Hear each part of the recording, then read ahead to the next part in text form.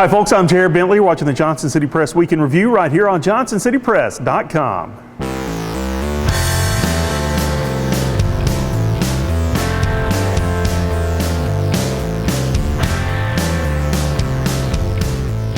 On November 29th, around 11 a.m., a white Lincoln MKZ with handicap license plate made an illegal lane change and sideswiped another car, then drove away. That vehicle, driven by Deborah K. Myers, was reportedly involved in a hit-and-run fatal crash later the same day. Johnson City Police were dispatched to a house on East Myrtle late that evening for an unwanted person knocking on the door. The residents of the home told police they didn't know the woman, later identified as Deborah K. Myers. She told police her pets were dead inside and, when questioned, had no idea what the date was. As police made arrangements to have an ambulance dispatched to the scene, Myers started her car and sped off. Officers pursued Myers, but she was able to evade them and get away before causing another hit and run on Highway 11E, in which the other driver said her vehicle was rammed from behind several times before she lost control and went over an embankment and flipped.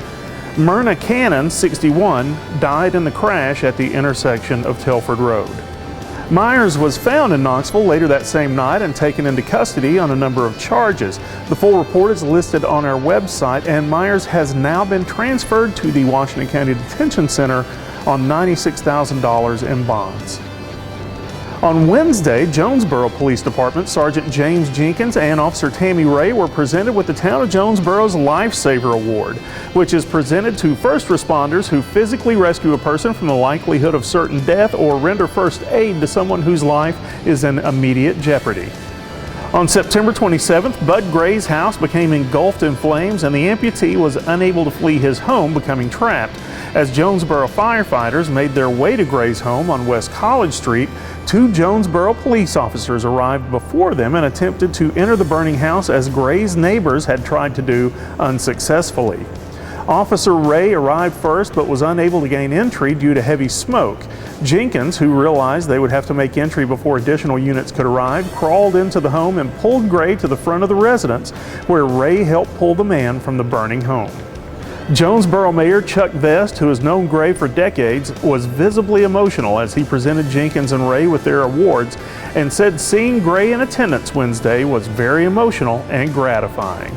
And though both officers proudly accepted their commendations, Jenkins and Ray were quick to deflect praise, saying anybody else would have done the same thing. The Budweiser Clydesdales appeared in Johnson City's Christmas parade this year, resulting in huge receptive crowds after years of effort by Holston Distributing and parade organizers to bring them back to East Tennessee. It's nearly impossible to know for sure, but Johnson City Christmas parade organizer Jennifer Clements is confident Saturday's event set an attendance record, and I'd have to agree. While neighboring towns had Christmas parades of their own, another parade took place this week in Elizabethton, celebrating an event that had an entire town on its feet. The celebration of Elizabethton's Class 4A State Football Championship started Saturday and continued Monday with a parade along Jason Witten Drive to Citizens Bank Stadium on the high school's campus, where their fans got one more chance to cheer on the Cyclones. The Cyclones were unstoppable this season, going 14-0 before steamrolling Springfield 30-6 in the championship game, becoming the first team in District 1 history to win a state championship under the current playoff format. On Monday, head coach Sean Witten seemed excited to be around his players and a community that supported and earned the Cyclones their first state title in Witten's 13 years as head coach.